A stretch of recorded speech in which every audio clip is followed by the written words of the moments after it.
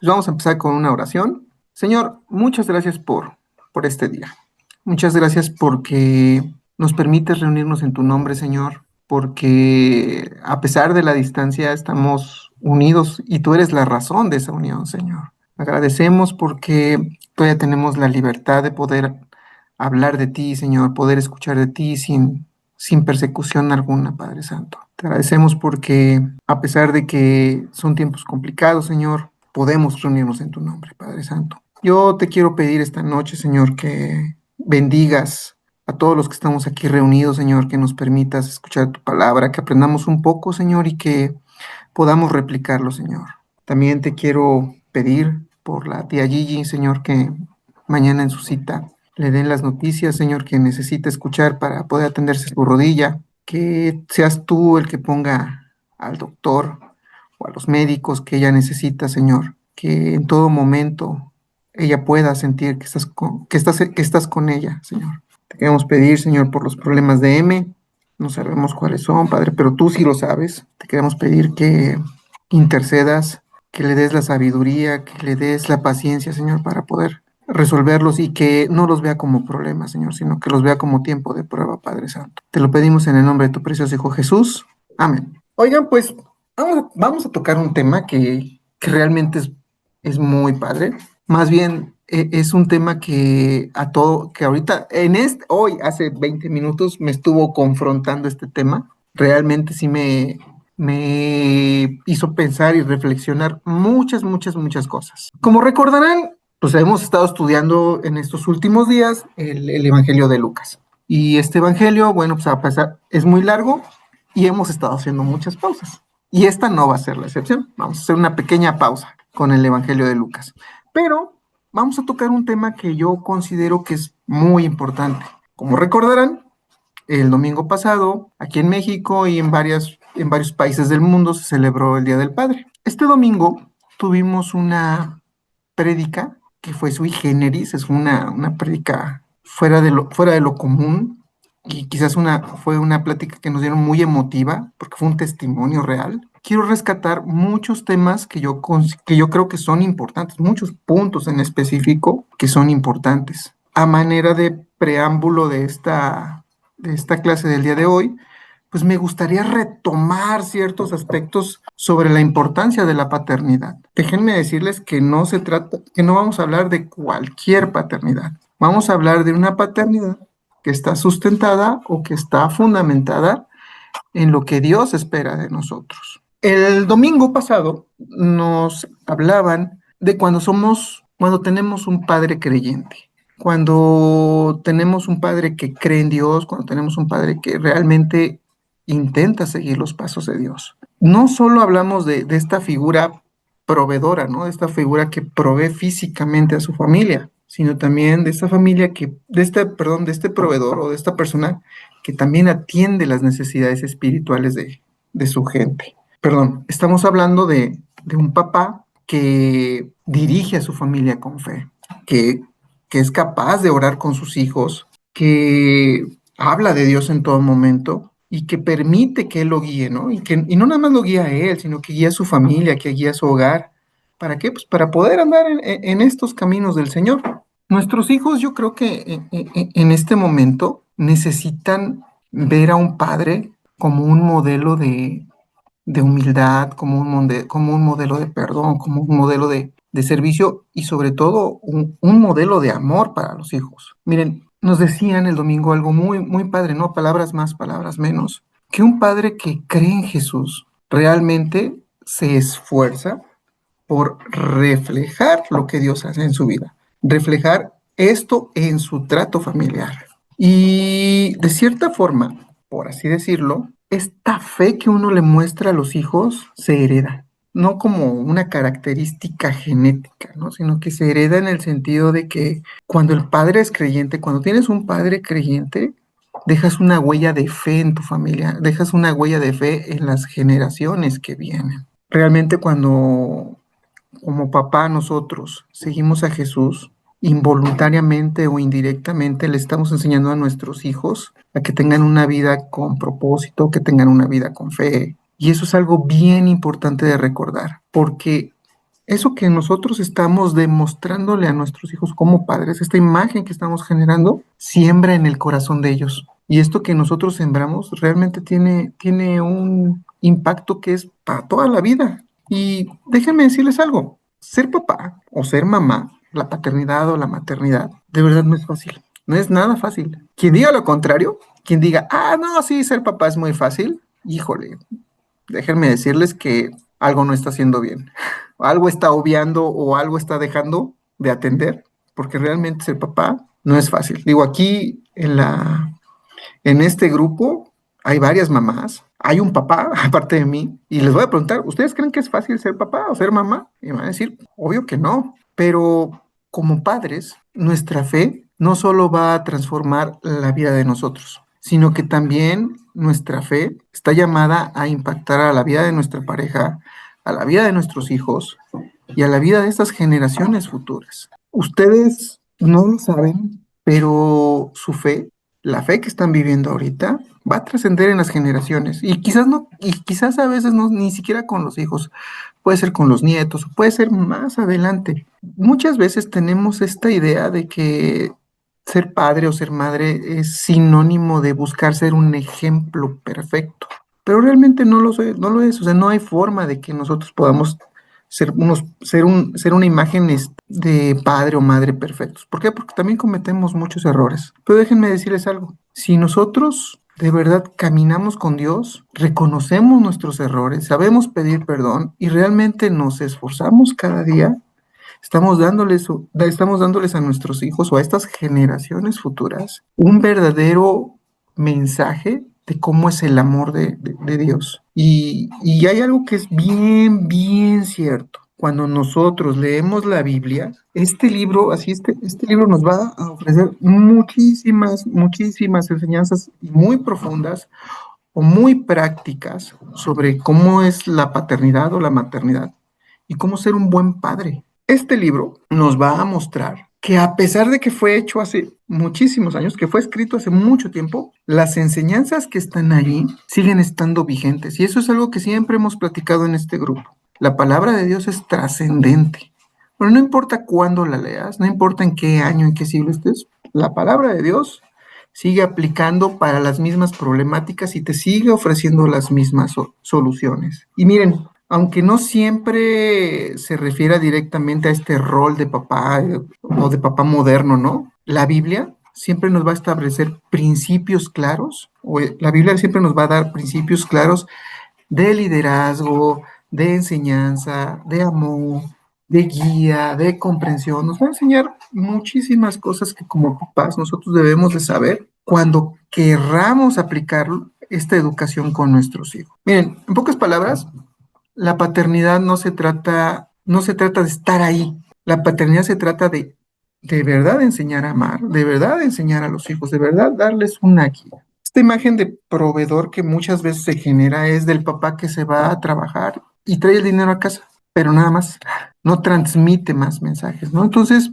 lo bonito de la Biblia, o lo bonito de este libro, es que realmente nos va a dejar una serie de enseñanzas sobre cómo paternar. Ahora, como les decía ahorita, el primer tema que me gustaría platicar es que la paternidad se trata de amar y de enseñar. Y yo creo que esta palabra queda bien clarita en un versículo de la Biblia que les voy a dar ahorita. ¿Alguien puede, por favor, leerme Deuteronomio 6, del 6 al 7? Dice, y estas palabras que yo te mando hoy estarán sobre tu corazón y las repetirás a tus hijos y hablarás de ellas estando en tu casa y andando por el camino y al acostarte y cuando te levantes. En otras palabras, miren, esta parte de la Biblia lo que nos hace es un llamado a nosotros los padres de que tenemos una responsabilidad de enseñar a los hijos, de enseñarles, pero no enseñarles cualquier cosa, de enseñarles sobre Dios y sus caminos, pero no nada más darles la palabra, ¿no? Sino que nos dice constantemente, todo el tiempo, en todo momento y con mucha dedicación. A mí me llama la atención la versión NTV, porque dice al principio de este versículo, comprométete con todo tu ser a cumplir cada uno de estos mandatos. Se refiere a los mandatos de los mandamientos, o sea, de los 10 mandamientos. Y se refiere a esto para que la educación funcione, perdón, se refiere a para que esto, para que la educación, para que esta educación funcione, debe de empezar con nosotros como papás. Algo que es bien normal es que nosotros aprendamos de nuestros padres viendo. Sin que nosotros nos demos cuenta, muchas de lo que nosotros hacemos, de nuestras actitudes, mucho de lo que nosotros, cómo nos comportamos, lo aprendimos de nuestros papás. Y no lo aprendimos porque papá te dijera, oye, a ver, te tienes que reír como yo, tienes que hablar como yo. No, no, no, simplemente es una forma que tú vas aprendiendo las cosas, ¿no? Pero déjenme ponerles en ejemplo que hay muchas otras cosas que tú indirectamente aprendes.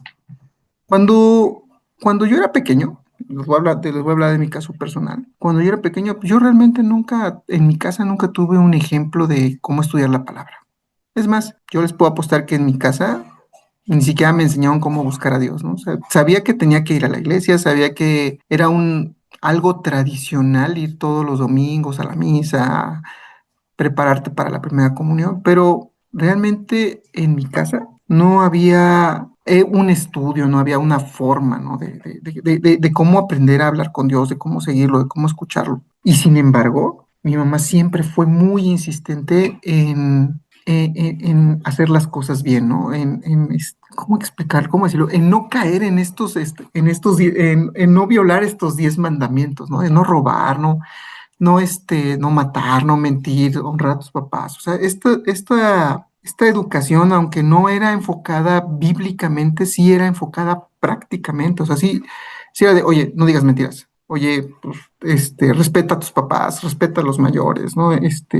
Entonces, esta idea de hacer las cosas bien dejó una semilla en mí, ¿no? Cuando me caso con Vania, pues, realmente es cuando yo empiezo a seguir a Dios, cuando yo empiezo a estudiar la palabra, a aprender, a seguir muchas cosas, ¿no? Y en retrospectiva veo hacia atrás y digo, bueno, quizás no me enseñaron a buscar a Dios, pero me enseñaron cómo comportarme o cómo seguir algunas cosas de acuerdo a lo que Él estaba esperando, ¿no? Esto me lleva a otra parte de la vida, ¿no? De cómo es esta parte de la trascendencia. El domingo pasado, cuando estábamos en la reunión o en la festividad del Día del Padre, nos pusieron un video de unas entrevistas que le hicieron al grupo de adolescentes y les hicieron muchas preguntas, ¿no? Y hubo una que decía, ¿qué admiras de tu papá, no? Y cuando salió Saúl, bueno, pues Saúl dijo varias cosas, ¿no? En pocas palabras me dijo que estaba panzón, me dijo que no me iba a quedar calvo, pero dijo algo que me gustó mucho, o sea, que me saltó y que me gustó mucho. Cuando le preguntaron qué admiras de tu papá, él contestó, todo lo quiere hacer bien. Y eso para mí fue como la base como una base para seguir, ¿no? Pero también representa cómo esta trascendencia de las enseñanzas de tus padres, perdón, llegan a ti y luego van llegando a tus hijos, ¿no? Y yo espero en Dios y oro mucho porque Saúl siga este ejemplo, ¿no? Pero déjenme planteárselos de otra forma. La formación de estos valores se da cuando muchas veces nosotros tenemos una fe genuina, cuando realmente estamos tratando de inculcar en nuestros hijos cómo vivir de acuerdo a lo que Dios espera de nosotros. Este versículo, el que acabamos de leer, a nosotros, nos recuerda la importancia de volver a lo esencial. ¿Qué es lo esencial? Inculcar enseñanzas de Dios, pero no inculcarlas de cualquier manera. Inculcarlas con constancia, inculcarlas con amor, hacerlo algo cotidiano, como dice el versículo, en todo momento. Y miren, no se trata realmente de hablar de Dios los domingos o hablar de Dios los miércoles o escuchar palabra. Más bien es aplicar lo que nos dijo el pastor el domingo pasado. Es integrarlo a nuestra vida diaria, que sea en todo momento, en una sobremesa familiar, en una caminata por el parque, donde puedas. Esto que acabamos de leer a nosotros nos invita a vivir nuestra fe de manera que realmente sea coherente y de transmitirlo en todo momento. Que muchas veces van a decir, bueno, es que no todo el tiempo es hablar de Dios. No se trata de todo el tiempo hablar de Dios, pero se trata que todo el tiempo Dios esté presente en lo que tú dices, en lo que tú haces y en cómo te comportas. Sí, no es hablar de Él, pero sí dejar que lo vean dejar que lo vean en ti, dejar que esté presente en tu forma de comportarte, inclusive hasta en los momentos más difíciles, ¿no? Y a pesar de que estábamos muy enojados, realmente el regaño era con amor. ¿Por qué? Pues porque se está buscando transformar y se está buscando cambiar la vida de nuestros hijos. ¿Por qué? Pues porque en el futuro estamos esperando que ellos sean personas que sigan a Dios y que le sirvan a Dios. Yo creo que en estos tiempos, más que nunca, nuestros hijos, nuestros jóvenes, nuestros nietos, todos estos infantes que están a nuestro alrededor, de verdad necesitan, ¿cómo decirlo? Un ejemplo claro, un ejemplo coherente de cómo vivir, o sea, de cómo vivir en fe. Y ese ejemplo únicamente lo van a obtener de nosotros. Yo no esperaría que mis hijos aprendieran a vivir en fe del vecino. Yo no esperaría que mis nietos, si es que los tengo, aprendieran a vivir en fe de sus compañeros de la escuela o de, no sé, de sus compañeros de sus equipos deportivos. O sea, yo no esperaría eso. Yo esperaría que el ejemplo lo aprendan de nosotros, las figuras paternas o inclusive mejor dicho, o las figuras maternas. Miren, vamos a reforzar un poquito esto que estamos hablando de estar comprometidos con estar hablando de Dios en todo momento. Algo que también se espera de la paternidad o algo que también es la paternidad es de saber dar un ejemplo con nuestra vida. Que nuestra vida sea ese ejemplo que enseña a nuestros hijos. ¿Alguien me podría leer Proverbios 27? Camina en su integridad el justo, sus hijos son dichosos después de él. Cuando estaba buscando versículos para hablar sobre la paternidad, encontré este. Y cuando lo leí, a mí me quedó algo bien clarito así, pero ni mandado a hacer. Los hijos aprenden más por lo que ven que por lo que se les dice. Y entonces esto a nosotros, ¿a qué nos obliga? Nos obliga a dar un ejemplo de integridad, nos obliga a dar un ejemplo de fe, porque esta es una de las maneras realmente más poderosas en la que un padre o en la que una madre puede influir en la vida de sus hijos. Y miren, algo que es bien real así, pero palpable, es que los papás siempre vamos a ser los primeros maestros en la vida. Y muchas veces no nos damos, sin darnos cuenta o sin que nosotros lo notemos, a veces enseñamos a nuestros hijos muchas acciones diarias. ¿Cómo qué tipo de acciones les enseñamos sin darnos cuenta? Cómo tratar a los demás, cómo enfrentar los problemas, cómo expresar lo que sienten, cómo expresar amor, inclusive cómo vivir con fe. Los valores de verdad no se transmiten con discursos. Yo no conozco o yo nunca he sentido que un valor se transmita con un discurso, sino más bien con el ejemplo que yo recibí, con la forma en que yo veía que vivían mis padres. Así es como yo aprendí muchas cosas. Por eso yo de verdad creo que ser un buen ejemplo no es buscar la perfección, o sea, como se los decía hace un rato, no es ser un papá perfecto, pero un buen ejemplo sí es mostrar que eres humilde, un buen ejemplo sí es mostrar que eres constante en el camino del respeto, en el camino de la responsabilidad, en el camino de demostrar amor. Eso sí es algo que es un buen ejemplo, porque al final de todo, nuestros hijos o nosotros como hijos siempre vamos a imitar lo que vemos. Y déjenme preguntarles algo, y eso es algo que de verdad me gustaría que lo meditaran. ¿Qué aprendieron de sus padres que ahora sus hijos también hacen? Y puede haber cosas buenas y puede haber cosas malas, ¿eh? Déjenme platicarles algo. Yo recuerdo que cuando yo era niño, en mi casa, siempre se hicieron bromas. Y se hicieron bromas con muchas cosas. O sea, bromas hasta cuando te pasaba algo malo, ¿no? Así que te caías y jajaja, te caíste. No, sí me caí. O sea, como que aprendimos a suavizar muchas de las cosas con bromas. Eso es algo que yo aprendí en mi casa, ¿no? Porque así eran mis papás. Mi mamá era, yo luego le digo a mi mamá, tú me buleabas cuando era niño, ¿no? Y ahora de repente escucho que mis hijos también bromean con todo y dices, bueno, o sea, esa es la parte que tú sin querer vas transmitiendo, ¿no? Esta forma va pasando de como de generación en generación, ¿no? Y quizás es una característica de la familia, ¿no? Y yo les puedo apostar que en sus familias también hay este tipo de cosas que se han ido aprendiendo y se han ido transmitiendo a las nuevas generaciones, ¿no? Yo me acuerdo que en alguna ocasión Jaime nos contó una anécdota de esto, ¿no? De cómo vas aprendiendo cosas que van pasando de generación en generación y nos hablaba de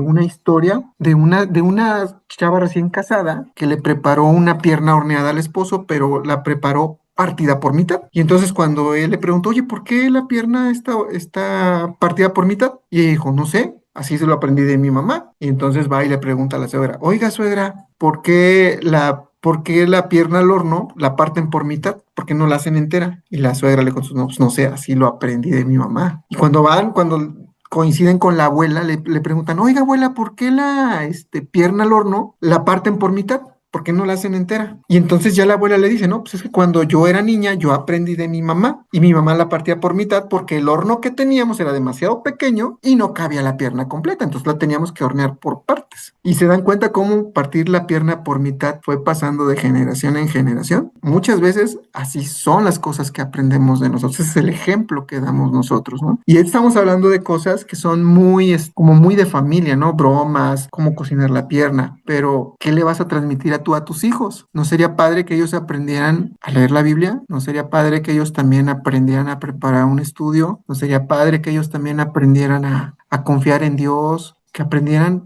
que no están solos. Y ese es el ejemplo en el cual esta parte de la Biblia nos está tratando de decir, oigan, esfuércense con eso, o sea, esfuércense en ustedes ser el ejemplo para que sus generaciones futuras sigan sus pasos. A veces nosotros involuntariamente cometemos muchos errores en la educación de nuestros hijos. Y así como les decía, ¿no? Nosotros somos el ejemplo, ¿no? Y nosotros podemos decidir romper con ciertas cosas y preocuparnos más por el ejemplo que estamos dando, ¿no? Por ejemplo, si mis hijos ven que fumo, ¿con qué autoridad les voy a decir, no fumes? Si mis hijos ven que digo mentiras, ¿con qué autoridad les voy a decir que no me mientan, ¿no? Pero eso está en el ejemplo en el que nosotros decidamos darle a nuestros hijos. Y déjenme decirles algo, ¿no? Estamos realmente en tiempos muy complicados. ¿Por qué? Pues porque ahorita nuestros chaparros, nuestros jóvenes, nuestros adolescentes, están siendo de verdad influenciados por cosas que son contradictorias a lo que Dios espera de nosotros. Y déjenme decirles algo, nuestros hijos sí deben de estar preparados para poder reconocer que van por el camino correcto, para poder reconocer cuando algo no es del agrado de Dios. Pero eso, ¿cómo lo van a aprender? ¿O cómo van a estar preparados para eso? Pues a través de lo que nosotros les enseñemos, a través del ejemplo que nosotros pongamos. Por eso no es fácil. Y a veces, pues, como humano, pierdes el control de muchas cosas, ¿no? Te puedes enojar y puedes decir cosas que ni siquiera que ni siquiera sientes, ¿no? O sea, que ni siquiera es algo que tú quieras transmitir. Y sin embargo lo haces. Y entonces es donde tú mismo acabas de dar en el clavo. ¿Qué ejemplo?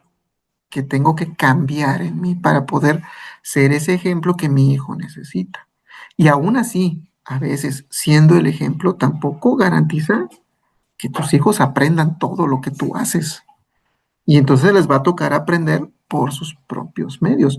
Sin embargo, lo que estamos tratando de hacer es darle lo mejor para cuando llegue ese momento. Y es que miren, yo creo en lo personal, hay muchos retos en la forma, en lo que les queremos enseñar a nuestros hijos, en esta forma de criarlos, no en esta paternidad que les estamos dando. Por eso, algo que también representa la paternidad es criar con amor y criar con disciplina. Ese es nuestro tercer punto de la paternidad.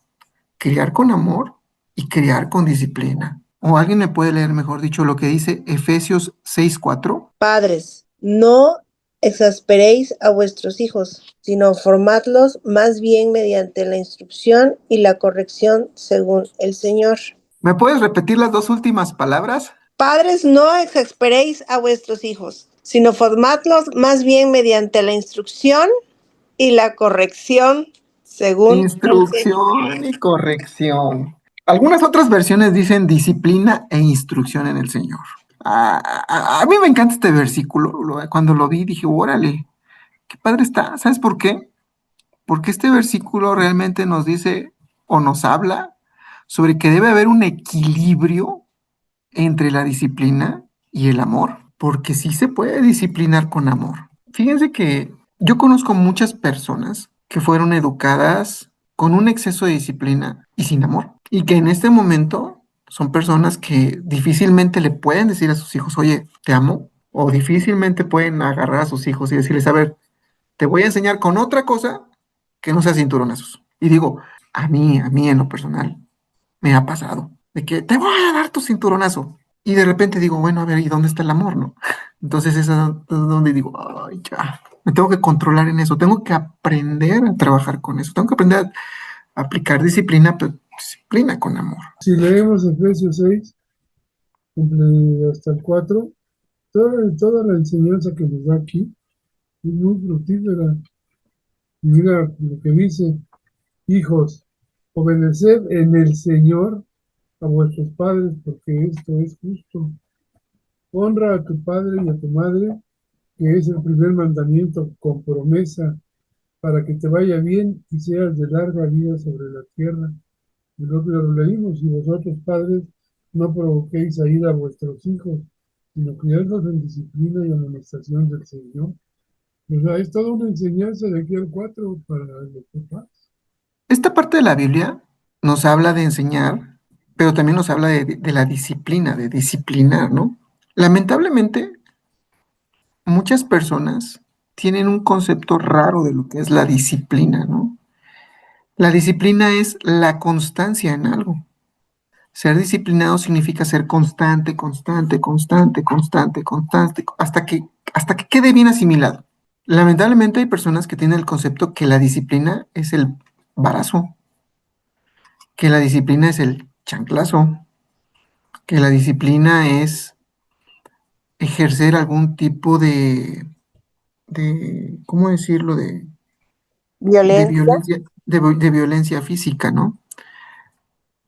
Y una cosa es la disciplina y otra cosa es la corrección. La corrección viene cuando ya no hay opción, ¿no? Y entonces ahí sí viene la varita, ¿no? La varita de la justicia. Pero esta parte de la Biblia, o sea, este versículo de la Biblia nos dice que seamos disciplinados, pero que no seamos injustos con nuestros hijos. Y déjenme decirles algo, es una cadena. Dice, no hagan enojar a sus hijos, o no hagan, no recuerdo la palabra que dijo M, algunas versiones dicen, no hagan enojar a sus hijos. No los exasperen, ya me acordé. Y muchas veces es una cadena, ¿no? Es como una bola de nieve, ¿no? Caes en la injusticia con tus hijos y los haces enojar. Y cuando se enojan, esto genera un resentimiento. Y entonces crece la bola y el resentimiento se convierte en rebeldía. Y esta parte de la Biblia lo que nos dice es, evita eso, mejor sé disciplinado con él. Trátalo con disciplina y corrección, pero disciplina es refiriéndose a la constancia con ellos, constancia, estar todo el tiempo ahí, insistentes, insistentes, insistentes, hasta que quede, ¿no? Me encanta esta porción porque realmente es un llamado a educar, pero educar con amor, con paciencia, pero sobre todo con respeto. Y yo sé que muchos van a decir, bueno, Raúl, es que la disciplina es necesaria. Sí, la disciplina es la constancia de estar ahí. Y la corrección también es necesaria a veces. Pero la corrección es la última de las opciones, porque es cuando ya no queda otra opción, ¿no? Y lamentablemente a muchos nos tocó, ¿no? A ver, yo no sé qué tan tremendo era, que sí, a mí también varias veces me tocó la corrección, ¿no? Y la corrección, muchos dicen, no, es que no les pegues a tus hijos porque les generas traumas. No, lo que le genera traumas a los hijos es este concepto de disciplina mal encausado. Cuando todo lo quieres arreglar a golpes, pues obviamente no va a haber un buen resultado. Pero cuando buscas arreglarlo con paciencia, cuando buscas arreglarlo con constancia, con disciplina, pero disciplina esta que es constante, seguramente vamos a obtener otros resultados. Y miren, criar a un hijo criar un hijo con sabiduría implica muchas cosas. Implica que los tenemos que escuchar, muchas veces ponernos en su lugar para entender muchas de sus situaciones, pero también educar con sabiduría significa corregir, pero no corregir violentamente, corregir con amor. Educar con sabiduría yo creo que también implica enseñar con tu testimonio propio. Y algo que este tema también me ha dejado muy claro sobre la paternidad es que la paternidad nos lleva a proveer y también a cuidar. Este es otro concepto este es otro resultado que se espera de la paternidad. Cuando estaba buscando versículos que me hablaban sobre la paternidad, me encontré con Primera de Timoteo 5:8. Y este versículo nos dice, el que no provee para los suyos, y sobre todo para los de su propia casa, ha negado la fe y es peor que un incrédulo. Miren, Dios espera que como padres asumamos esta responsabilidad de cuidar y de suplir las necesidades de la familia. Y es muy común ver o es muy común sentir, digo, porque seguramente todos lo hemos vivido aquí, de que queremos suplir estas necesidades que puede llegar a tener nuestra familia, de querer arreglar o de querer proveer todo, ¿no? O también nos lleva a esta idea de estar siempre alertas ante los peligros a los cuales están expuestos, ¿no? Los nuestros, ¿no? Nuestros hijos, nuestra familia. Digo, un ejemplo claro, ¿no? ¿A quién no le ha pasado que vas de compras al súper y terminas comprando cosas que ni necesitas, pero crees que son necesarias para tu familia? ¿O a quién no le ha pasado que de repente llevas a tu hijo a un parque o llevas a tu hijo a un jardín o llevas a tu hijo a un lugar de juegos y andas así como que en busca de todos los peligros, ¿no? A los cuales podrían estar expuestos, ¿no? Como buscando tratar de poner una solución o estar alerta para que no les pase nada. Eso a mí como papá me pasaba y de repente era así, era muy exagerado yo en ese sentido. Vania varias veces me llamó la atención y me dijo, oye, pues estás bien como, ay, no me acuerdo la palabra que me decía, pero era como que muy insistente en eso, ¿no? De, es que se va a caer, se puede pegar en la cabeza, le puede pasar aquello. Y déjenme contarles una anécdota. Esta es la anécdota de la resbaladilla. Aquí cerca de la casa hay un parquecito y ese parquecito pues ha estado todo el tiempo ahí, ¿no?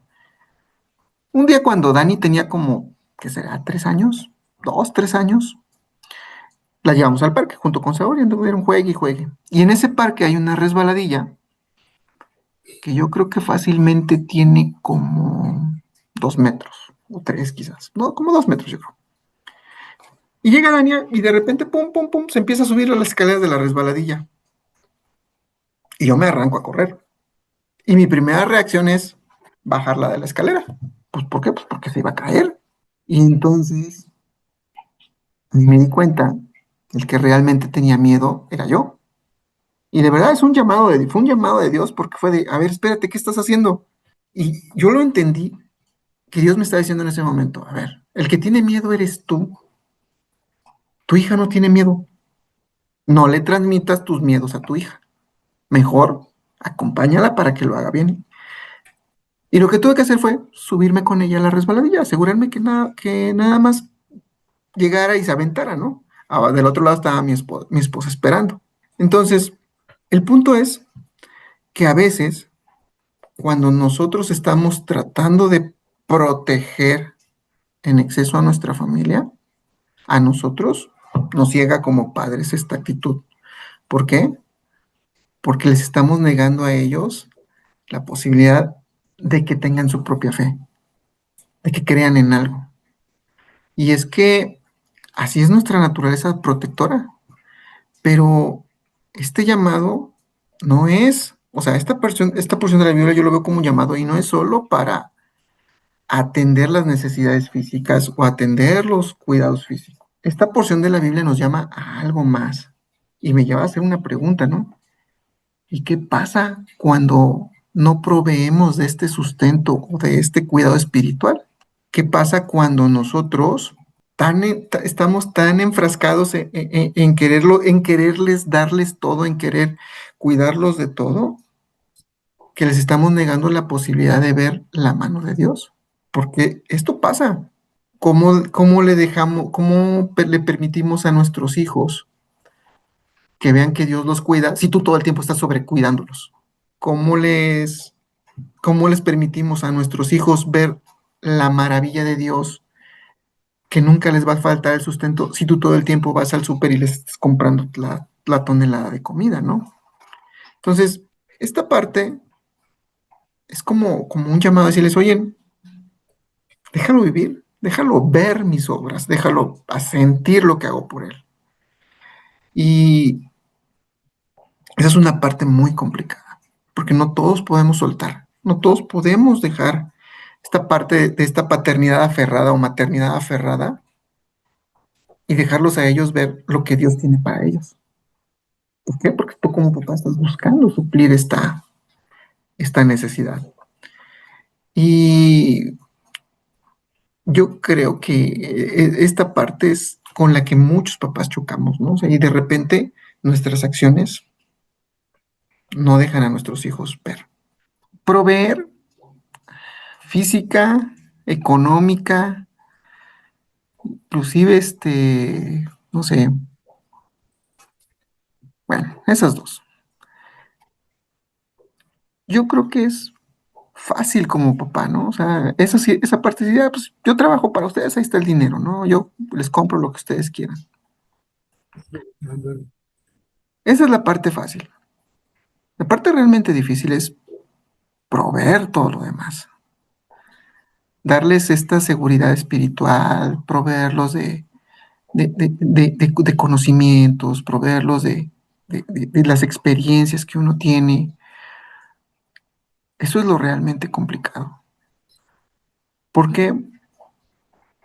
Porque a veces nosotros consideramos como papás que con que coman están bien, con que jueguen están bien, con que se diviertan están bien. Y no, ¿eh? O sea, realmente va más allá. Proveer es dar más y más, pero no en el sentido económico. Y eso es algo que a veces muchos papás no hacemos. Hay veces que yo recuerdo que en alguna ocasión nos decía el pastor, ¿no? Bueno, y tú como papá, ¿qué tan preocupado estás por la vida espiritual de tu hijo, ¿no? O sea, sí, tu hijo está comiendo bien, pero ¿y su vida espiritual? ¿Cómo está? Entonces, esta parte de este versículo a mí me gusta porque realmente es una invitación a reflexionar en qué le estás dando a tu hijo, ¿no? Y no se trata de dar por dar, se trata de saber qué es lo que le estás dando y qué es lo que le va a servir para su vida en el futuro, ¿no? Yo me podría continuar, tengo como 6 versículos más, pero creo que ya estamos terminando la hora. Entonces, aquí concluyo el estudio y de verdad me gustaría que si en algún momento ustedes tuvieran algo más que comentar sobre el tema, pues lo mencionaran, ¿no? Es muy importante, todos los que están aquí, o la mayoría de los que estamos aquí, tenemos algo que decir acerca de la educación para nuestros hijos, para nuestros nietos. Todos los que estamos aquí estamos en posibilidades de aprender algo, de cambiar algo, de mejorar algo para las generaciones futuras. Nada más recordarnos de que nosotros los cristianos nos alimentamos del testimonio de las personas que están con nosotros. Sí, Es muy importante saber cómo piensan y lo que se les está enseñando está cayendo en buena tierra, si va a dar buen fruto. O sea, son muchas cosas, ¿no? Entonces, pues, ahí les encargo las recomendaciones del mundo. Yo me acuerdo que una vez en un estudio, no me acuerdo quién lo comentó, ¿no? Decía, impacta más en la vida de una persona que tú le cuentes lo que Dios hace por ti que un versículo de la Biblia. Y digo, los versículos de la Biblia cuando te los dicen en un momento te pueden iluminar y te pueden llenar de sabiduría. Pero creo que sí, ¿no? El testimonio al final de cuentas es el que impacta más. Es decir, oye, pues, yo antes era así, mira lo que está haciendo Dios por mí. Digo, no le estoy quitando importancia a los versículos de la Biblia. Creo que son una fuente de mucha sabiduría, te puede dar la palabra en el momento preciso, ¿no? Lo que tú necesitas saber, lo que Dios necesita decirte, mejor dicho. Lo puedes leer ahí. Pero también cuando te escuchas cómo Dios trabaja, dices, órale, yo también quiero eso para mí. Bueno, pues si no hay más comentarios, pues podemos abrir nuestros micrófonos y podemos despedirnos. De verdad, gracias a Dios por estar aquí.